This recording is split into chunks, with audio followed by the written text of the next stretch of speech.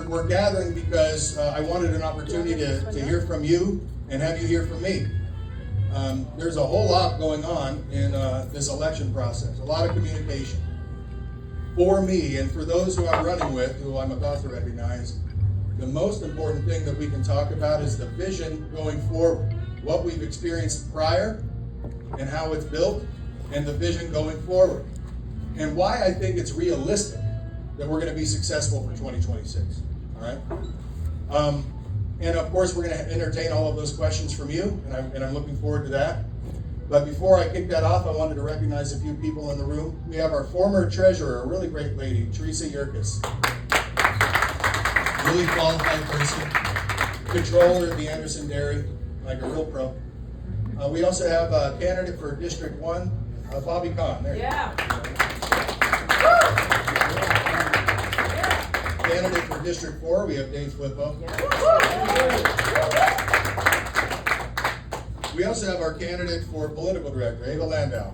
Please say hi. She worked in the Trump campaign. She has got a ton of energy. I expect that we're going to see our Vice Chairman, Devin Livesey.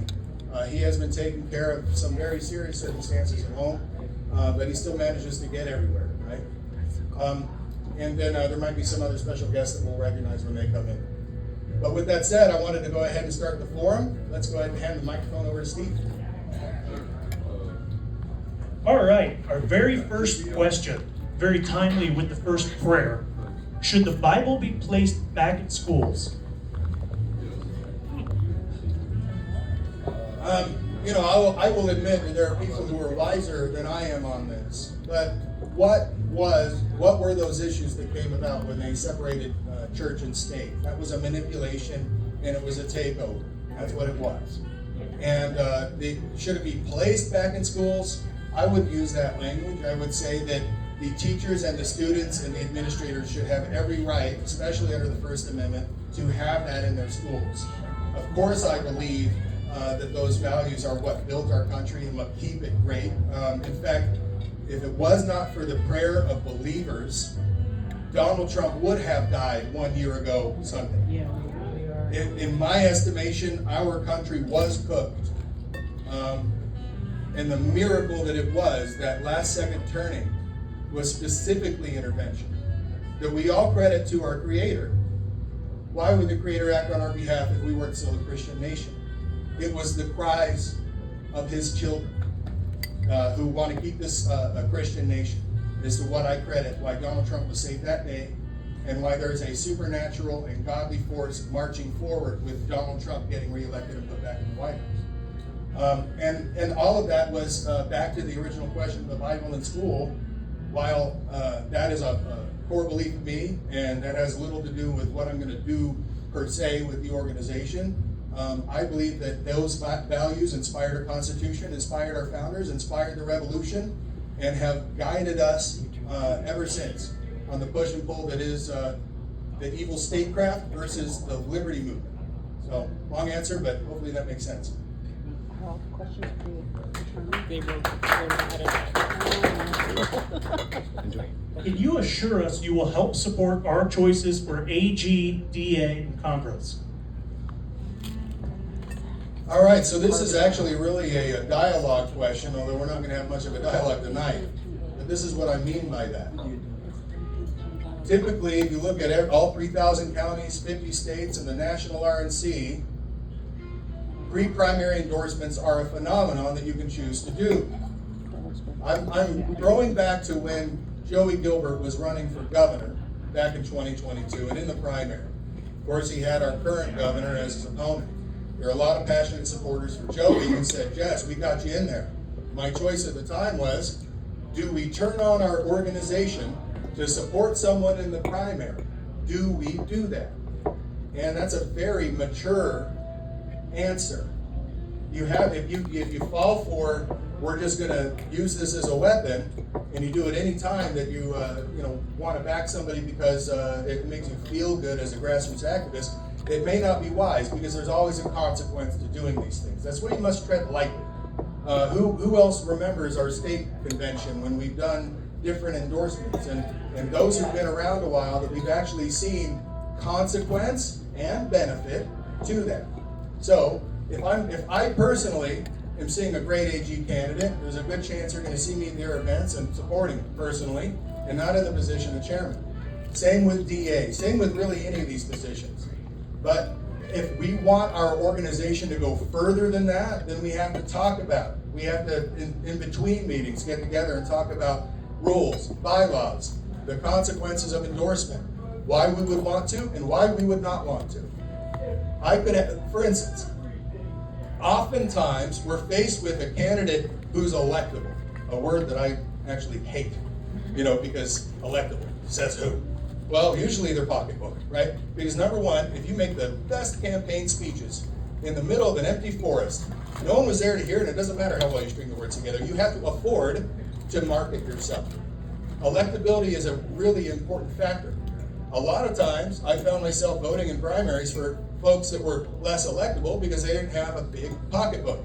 And if as an organization we're going to support the person who matches our values 100% but cannot afford to communicate, well then we have to know there's a consequence that we just supported somebody in the primary who couldn't even afford to tell any of the voters that he got endorsed by the Clark County Republican Party. That's why we have to be judicious. That's part of the hard part about being chairman. You better be somebody who can play neutral as often as possible, because there's a consequence if you don't do it. But I am personally in favor of supporting good and righteous men and women for office, people who get it, people who aren't going to fall for the ego trips and all of that, so that we pay for those mistakes later. I am in favor of that, and I'll be pushing that personally in a primary setting, but not trying to overstep as chairman.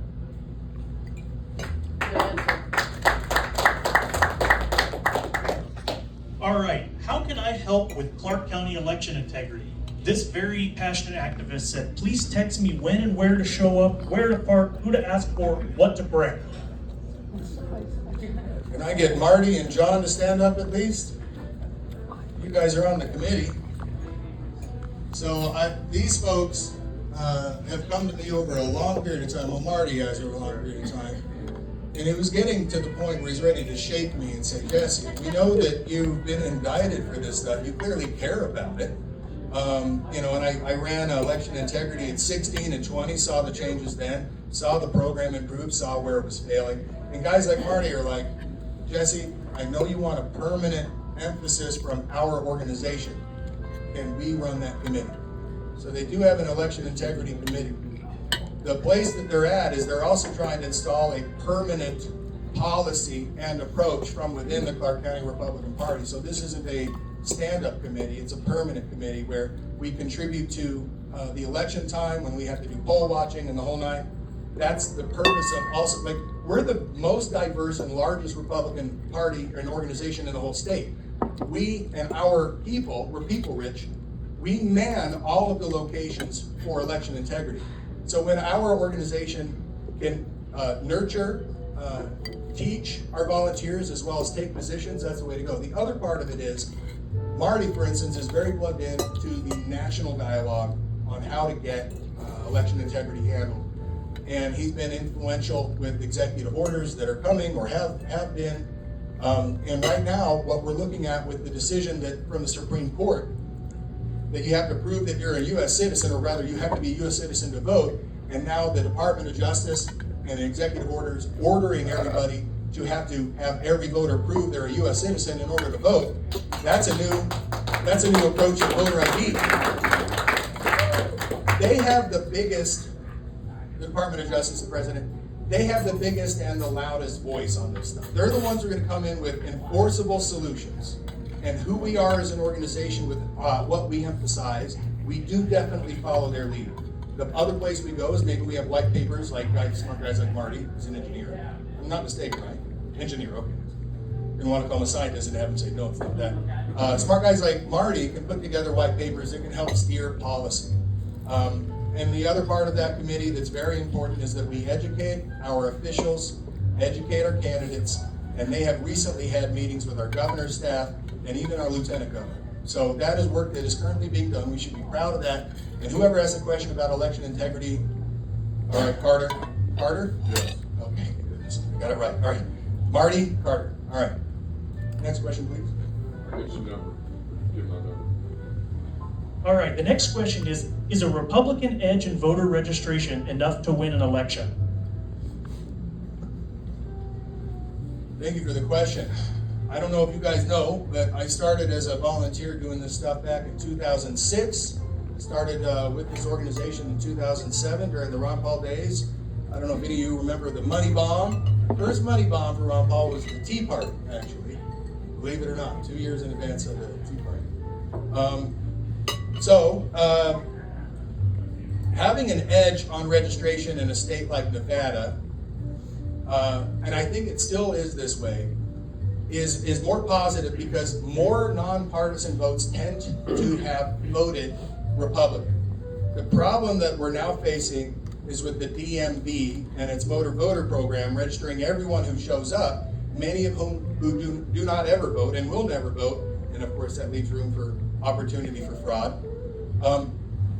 That demographic is less reliable. So maybe before we could get a 54% vote toward Republicans out of all the independents that showed up, and now it might be 52%. So I've seen that vacillate. Just having a plus Republican, you can count on a benefit from the independent voters to increase, but it's not a guarantee. The thing I would say is, I want to talk about the inverse of that. When we have a district where you have 54% Democrats and 46%, well, it's not ever going to be that bad. How about this? On the fly, 33% Democrat, 30% Republican, and I don't know, 34% independent. Let's say that math works. Being down from the Democrats within that margin, I think still puts us in striking distance. I think our neighbors have proven that with Donald Trump. I want to talk about something that we must be proud of. In 2024, this county performed the best that it has performed since 1988. Think of this. All the populations moving to Clark County and growing Las Vegas into 2 million plus people, all of that time, and Donald Trump came in with his values and came within 2.5% of winning Clark County. This is the best we have done in nearly 40 years. 40 years. That is a huge accomplishment. That also meant he was beating the registration gap. We understand that none of us are Donald Trump. We don't necessarily, none of us will ever have his star power. But we can take lessons from him, and I want to pick on Congressional District 3. Donald Trump wins Congressional District 3. We didn't win Congressional District 3 for our House candidate. That was a shame. But there's still a lesson for us to learn in that. There are precincts within each of those districts that previously voted Democrat. And if we look at how they changed over for Donald Trump to vote Republican, that is a map on how we flip a district, all right? The White House themselves have come forward and said, we're not going to allow Nevada to be a neutral in the House race. I've used that language a lot lately. They don't want Nevada to have 1 Republican, 3 Democrats, and that's just the way it is. They are targeting Congressional District 3. That is a must-win for them, because by the way, that sets us up for the U.S. Senate. If it's a 4-district house races in our state, and Republicans own 2 of them, and we're getting the majority of the vote in the state, that puts us as a red state for U.S. Senate. We beat Cortez Masto in 28. Okay? So that's why it's important. And also, that's how we get there. We met. You look at the changing in voter behavior. We're not lightning in a bottle. Donald Trump's lightning in a bottle. His issues are what turned those districts, and that's how we win it. So I would not want to push back on saying, well, gosh, it's just a Democrat plus district, so we can't do it. There are things that are out of our control. If you get a district that is literally 55% Democrat and it's 20% Republican, I personally am hard pressed to justify putting manpower purposefully there with our volunteers. It doesn't mean that we want to write somebody off. But it is up to the candidates to always recruit their volunteers. It's up to the candidates to raise their money. And if somebody comes to me and says, I'm in this district and that's the voter spread, I'm going to say, I apologize. I love that you're on the ballot. I want to train you on what to do because we have a voter or a candidate development program. I want to give you those resources. I want to even talk you off the ledge. If you're having a bad day, give me a call. But in terms of setting an army of volunteers loose, Now, what we're going to do is we're going to assign those volunteers in through the Victory program, which is what we did in 24, by the way. Our people staffed the Trump campaign. We're going to go ahead and equip those people who walked the Trump campaign with literature for you and a slate card for the Clark County Republican Party that we did, by the way. It was a lot of them. It was very effective, by the way. We're going to do that. But if you as a candidate want help on learning how to get volunteers, if you want, as a candidate, want to know exactly how to raise money, come talk to us. Like we have Zach Hayes is sitting over there. He was in the Candidate Development Committee. They created a great program. Well, he knows a little bit about political science, but it did remind me of something. I want to think about 22 and 24. There's been communication that nothing's happening in Clark County. We're losing too many races. I heard it. I don't believe it. I don't want to stand for it. Because here's the truth. When I came in with many of the people in this room's help in 21, yes, this was an organization that was at the helm when we lost in 16 and 18 and 20, and they were heartbreaking losses. Talk about being out in the wilderness. And where's our purpose? Because an organization that doesn't have wins, oh my gosh. Well, when we came in, eventually after lawsuits were settled, sadly, a year later, we came together with the rest of the state, we got behind our candidates, and we were the only state in the United States to flip the governor's mansion from blue to red. I will never argue with somebody who says I need more. I need more. This is a dedication for me. I don't know if you've known this. I'm at this for almost 20 years now. This is a dedication for me. Win, lose, or draw, that's still me.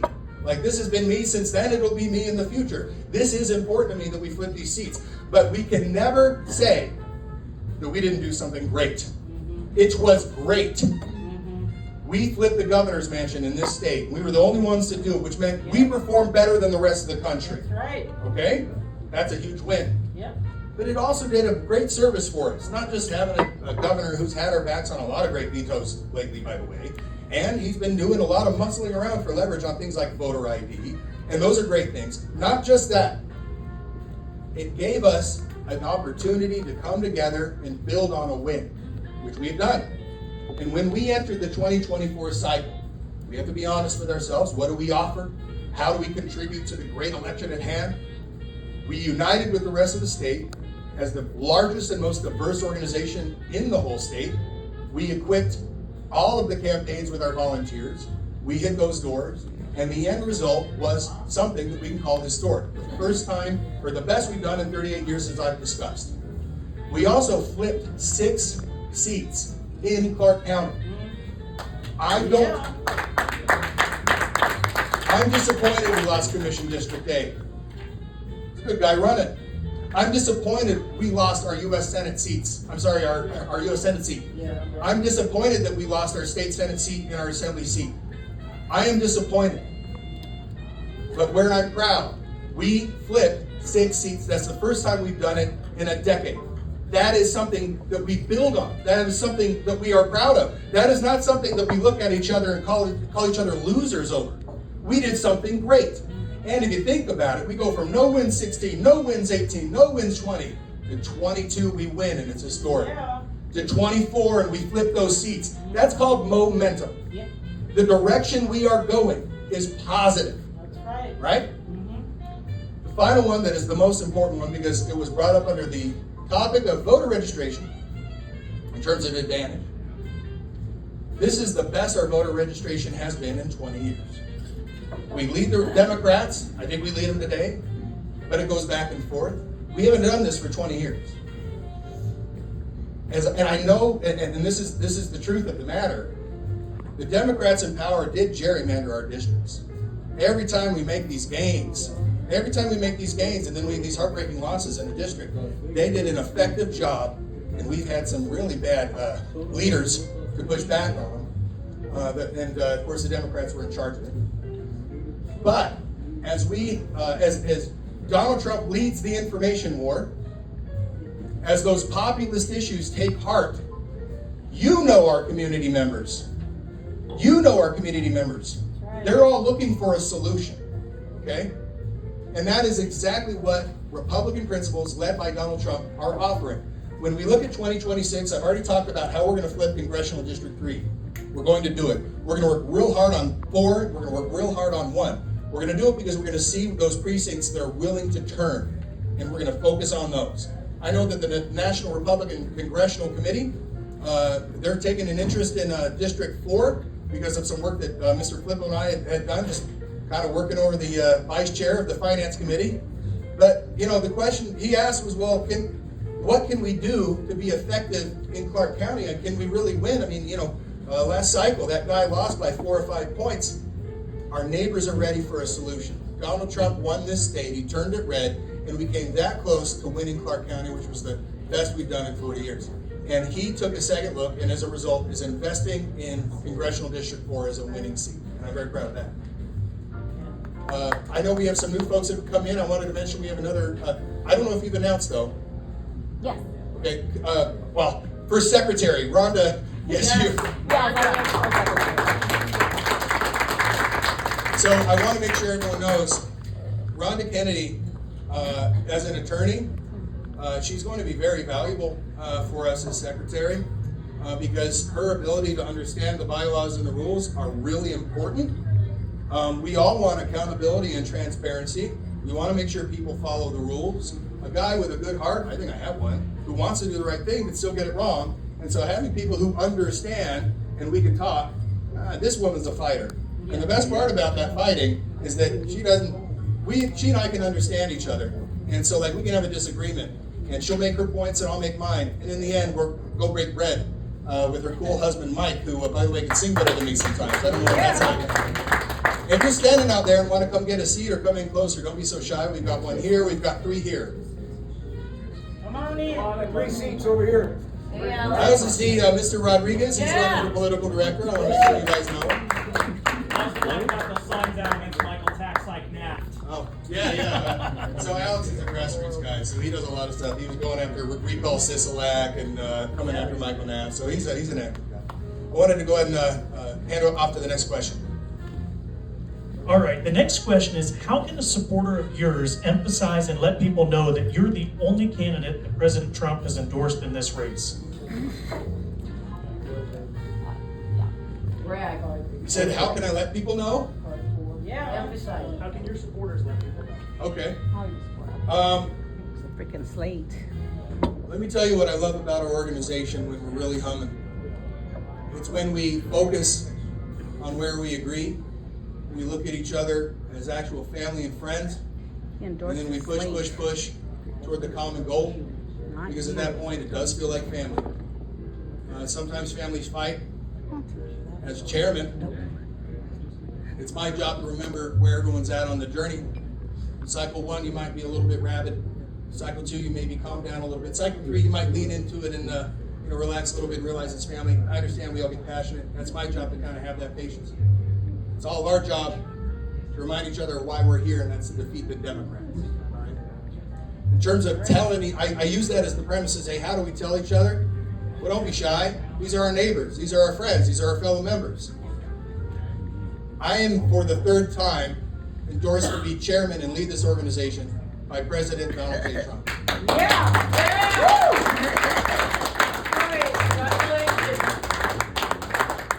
My history on him, I'll be real brief. I was supposed to be a Rand Paul supporter. My peers ran Ron Paul's campaign. We took over the state party. Complicated story. But in 2010, 2011, we took over the state party with Ron Pollard. It was 10% of the membership. It wasn't that, but that's what we're using. They helped Rand with his U.S. Senate race. In fact, they were going to run Rand's race in Nevada. And here I saw Donald Trump go down the escalator. It was the only one I really watched. And I saw his packaging was so good. And these were populist issues that at the end of the day were the way to turn over the table in strategy. And while I was surprised, day 1, he convinced me as a supporter. I ended up telling our state chairman about a week later and said, I really think that we need to do this with Donald Trump. I'm surprised to say it because I thought I was going to be a Rand guy. And he was literally sitting with Corey Lewandowski and inking their relationship, as he was the first chairman and first RNC member in the country actually to support Donald Trump. And so it was just funny that he and I were kind of together on that one. From there, At the time, I was learning how to sing at a university. I was a liaison between the Trump campaign and the state party. Got to know a guy named Don McGann that was later White House General Counsel. And he wanted me to run the election integrity operation in Nevada, just because if you got a good lay of the land and you know the interactions, you can kind of manage things. As a result of that, he put me in to work for his office during the transition team. So I was on the general counsel's floor for the presidential transition of 2016-17. The work there with the relationships, they ended up putting me as the main hire, the head guy at the Export-Import Bank of the United States. And I ended up getting my butt kicked out of there. I'm actually quite proud of it. Everyone between me and the president was against the agency I was at. I knew my boss wanted it, and it was my job to deliver for him at all costs. So when they murdered me out of there, I was quite proud. It hurt like hell. And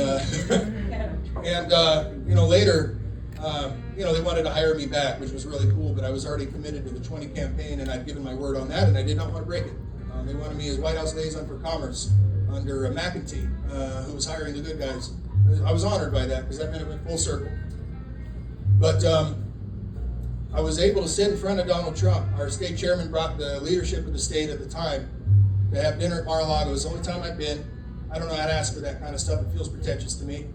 But I sat across from him directly to Donald Trump, where I watched him have 2 scoops of ice cream while the rest of us had 1, first of all. I thought this man was coming into the room, and I described it like this: he was going to kiss the room and bail. He's got a party outside. It was around Mardi Gras of the year. He sat with us for 3 hours, and this was a man that did not look at his phone, and there was nothing more important. He asked questions that he wanted the answer to that were different than what we thought he would believe, and boy, is he funny. And his breaking of the 4th wall, it's literally everything that, if any of you guys, he's my hero. If any of you guys have watched him and hope he's a great guy, I can tell you the times I've been backstage with him and there, he's a great guy. But not 9 months later, our Attorney General had decided he wanted to indict on a matter for election integrity, and Donald Trump flew out and did a rally up in Reno where we greeted. He was kind of like a Jewish mother at that time. He burst through the curtains where we all are. Oh, they're animals. It was very funny. He comes out to the microphone, and he couldn't find anyone else when he was calling people out. He couldn't find anyone else out. He found me because I'm just standing, front like a goon, And he was so impacted by Nevada being loyal to him, and also the Democrats targeting, knowing that it was because of him, that he just sort of stared me down. I mean, it felt like 4 minutes. I think it was probably 3. But that man loves our state, and he's loyal. And I can just tell you all the stories to say my history with him is one where loyalty matters, especially when it's hard, because if it's easy, that ain't loyalty. And my loyalty to him, and the fact that I made him a promise when we were at Mar-a-Lago. I made him a promise in Mar-a-Lago. I said we would win Nevada. You have my word. And our state chairman did that too. And ladies and gentlemen, in 2024, we did. Speaking of, I want to recognize my brother, my family member, Michael McDonald, our state chairman. Can you wave to the crowd, everybody?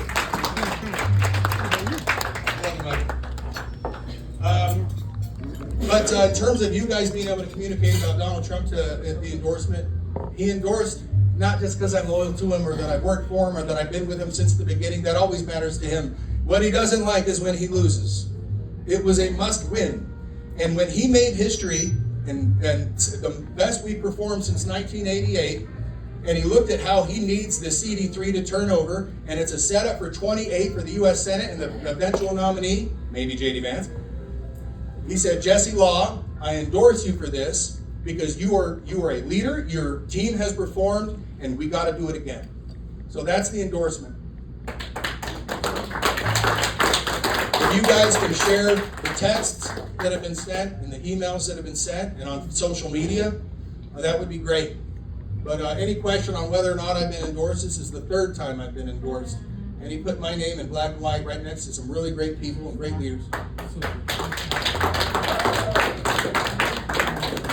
All right, the next question's about the Constitution. How many people believe in the U.S. Constitution? With a follow-up question of how many people believe in the Nevada Constitution? That's sort of an abstract question. Before I answer it, I want to point out that Devin Lipsey's our vice chairman. This is a really dedicated guy. I know he is everywhere, but I thank you for working so hard while you were handling business at home, and I hope you're doing okay. And I hope that everyone votes for Devin Lipsey for vice chairman. I think they will, Devin. Is the question, does everyone believe in the U.S. Constitution and follow it in this room? Can I get a show of hands of anyone that doesn't? Anyone doesn't believe? Anyone doesn't believe in the Nevada Constitution? Some of it. Right, well, I mean, you know, those aren't as inspired, are they? Look, me personally, my conversion to this, which is a lifelong dedication, it happened when my daughter was in her mother's womb in 2006. I was teaching a class at church, and we were getting to the 4th of July, therefore the material I was teaching from became patriotic, and I had the inspiration of wanting more for my children, and standing for something, and having such a strong testimony that the Constitution was divine, that these men acted bigger and better than they were even capable of, and that this is something that God gave the world to inspire the rest of the world, and gave us here as we are the symbol in this world of freedom, and that the Constitution is there to protect it. My belief and dedication to the Constitution is vast, and yes, I see all of the laws that are unconstitutional, and I do see the judges overstepping on it when they don't really have the rights. And I see the executive authorities of prior administrations, but even so, past behavior is in current behavior in some of those departments that we haven't rooted out yet. That's just what it is. It bloated too bad. I know our federal system is very dangerous.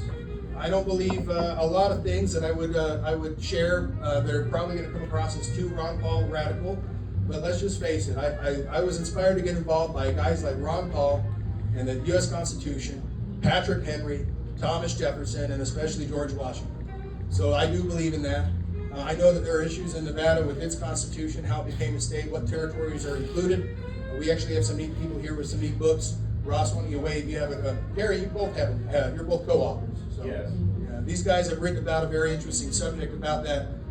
But that's my answer for the question. All right, the next question is about an issue not facing the party, but facing our city and county. How would you address the issue of the homelessness crisis? Yeah. I didn't know I was stumping, but let's go ahead and do it. All right, apparently I'm stumping. I think about this a lot. I consider the effectiveness of people like Joe Arpaio in terms of shutting down bad behavior, the effectiveness of Tom Homan in shutting down bad behavior. And then I think about the civil liberty aspect, which is, the lifeblood. I think it comes down to, are we honoring property rights? If we start by honoring individuals' liberty and property, then we will know that people who are camping out in front of a business should not be camping out in front of a business, because that business is impacted. I think that there are values that act as our foundation in this country. And the rule of law being respected, the rule of law being protecting the rights of the families, of the individuals, of the businesses.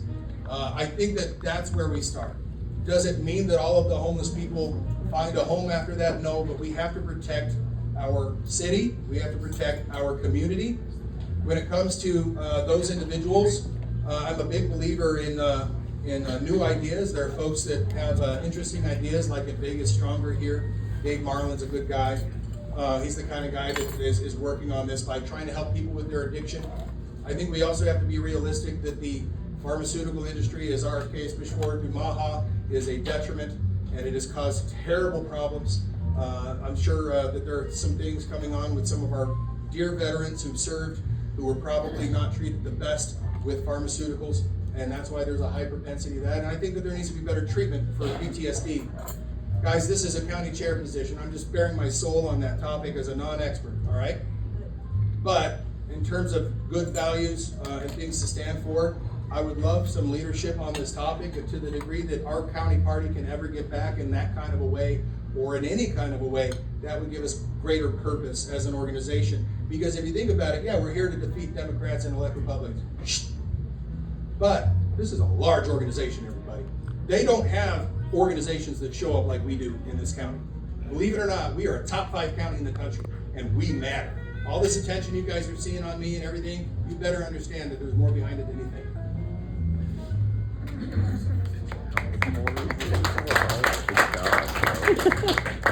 So the next question, tough one. Why has the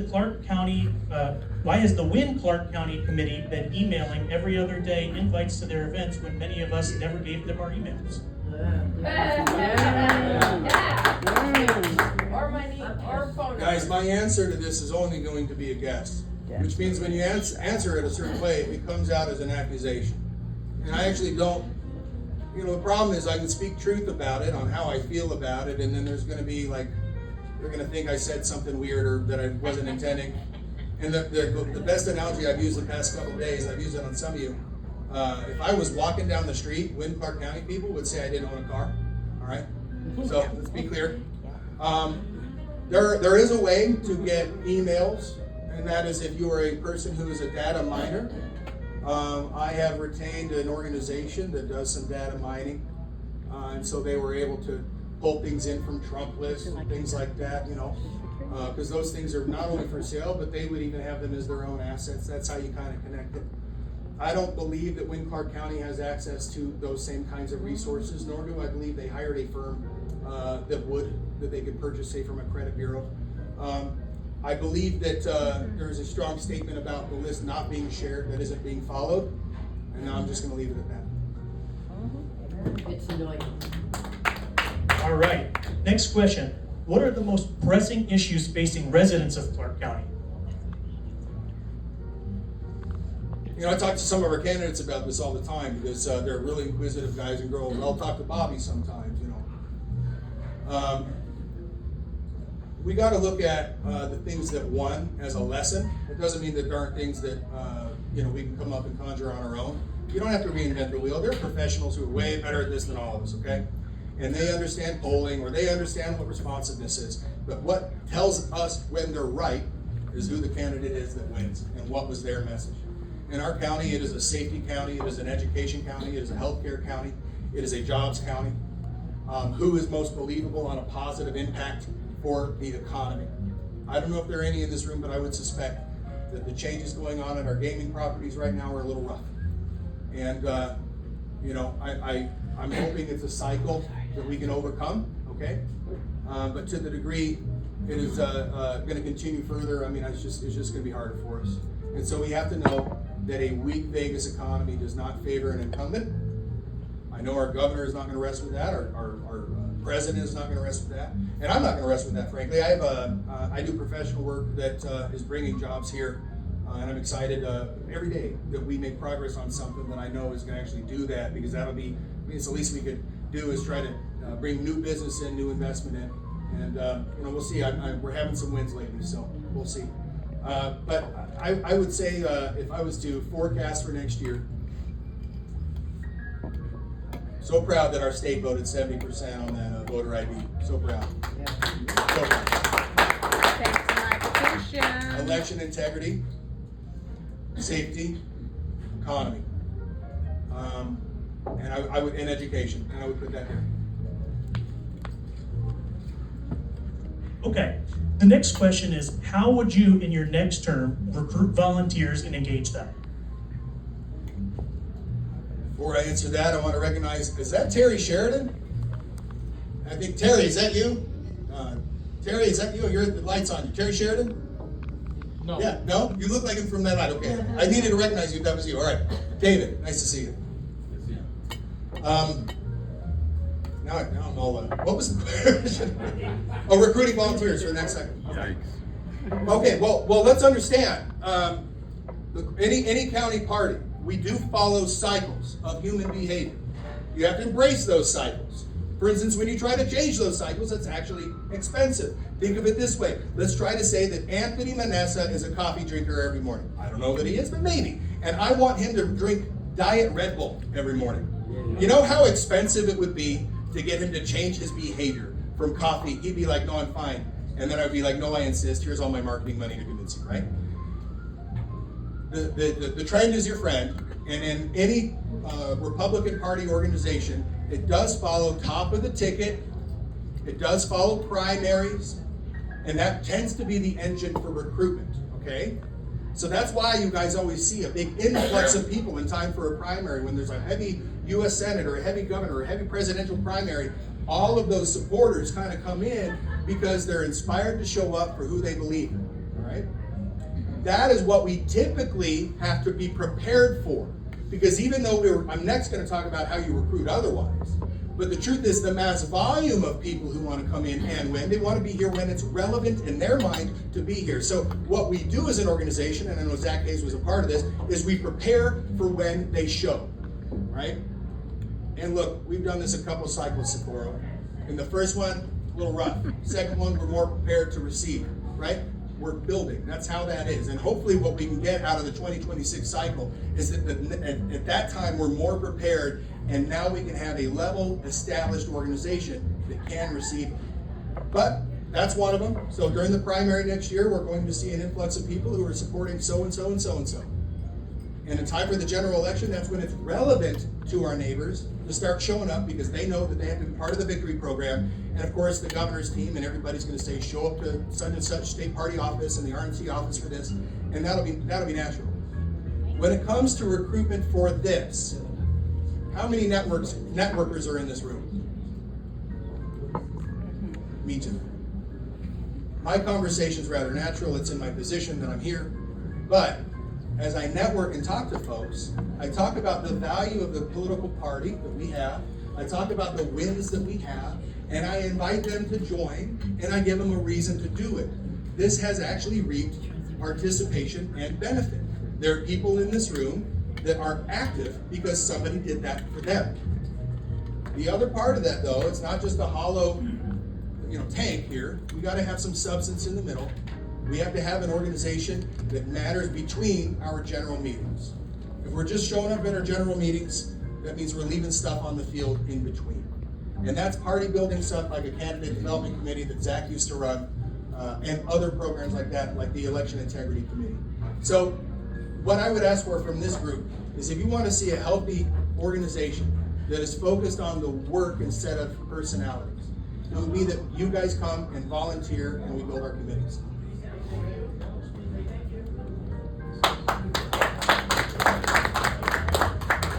All right, next question is, how will the Clark County GOP work with the Nevada GOP and the RNC in just generally turning out the vote and electing Republicans? Well, we have to have some honesty and reality put on what the motives are for RNC, the motives are for the Nevada GOP, and then we need to say, can we fill in any gaps? Because number one, we are the people that fill their volunteer banks. But the RNC is going to be paying attention to federal races. Why is that? All their money is federal money. That's how they think. The Clark County Republican Party, therefore, last cycle, we did that great slate card, and all of those Trump walkers, put them out everywhere. This next cycle, we will work with our candidates, as we did last cycle, but that we will give them our volunteers for where our people live. I think that the best way we can do it is the precinct committee team, which we hope to have grow. I was just having a conversation with Socorro the other day about it. That group can reach out to the candidates themselves, working together to recruit identified volunteers that already exist in this organization. We've had an organization that has swelled as large as 1,400 people before, maybe 1,350, something like that. It's a pretty big group. That means we have records for all of those people. And in any of those districts, we can say, hey, this person's running in your area. Can you be someone who walks for them? And that's what I would say is the best way to do it.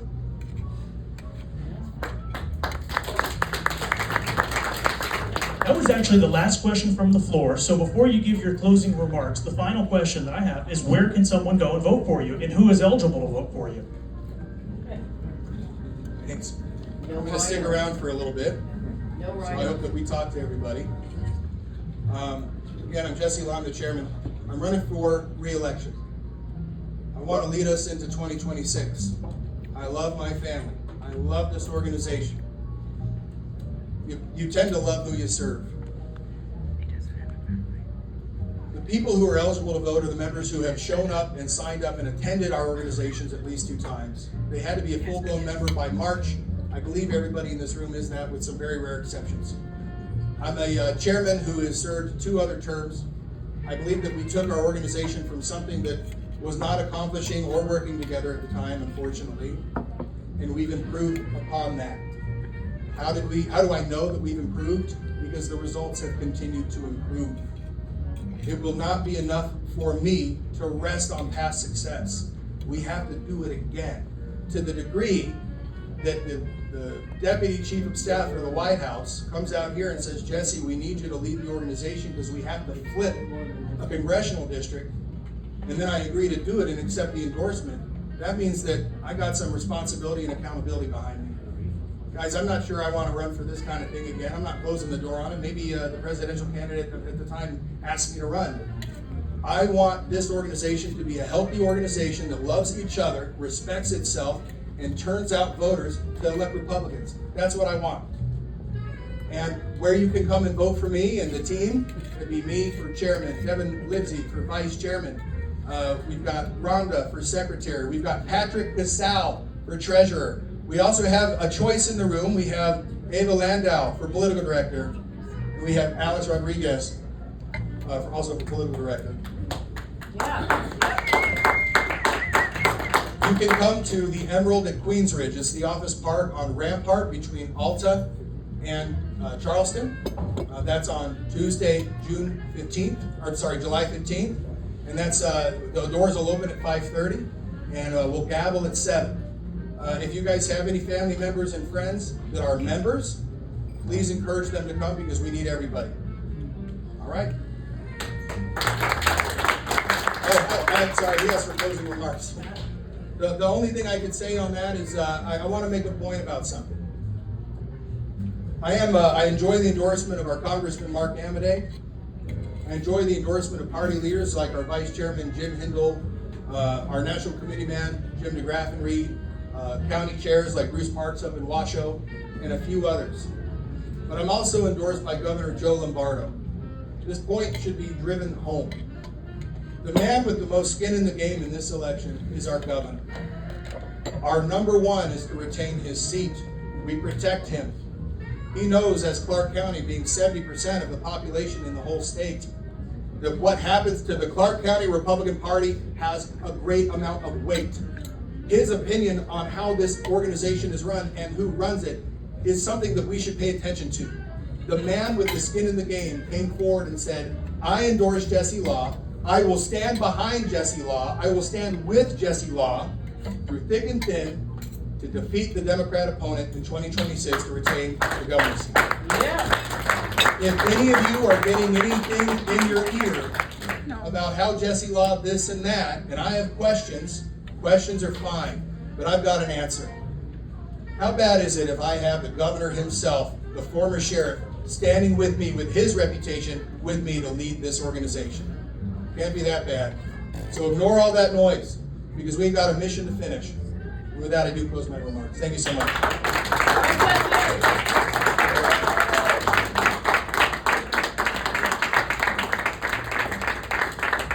I want to encourage everybody, this, like I said, some of you guys who came in late missed it. Vic's is a beautiful jazz lounge built to honor Chris Loudon's parents, Paul was a piano player. They've got great food. Let's get food and beverage and honor this place if you haven't already. I know that's what I'm going to do, okay? And I'll be sticking around because I want to talk.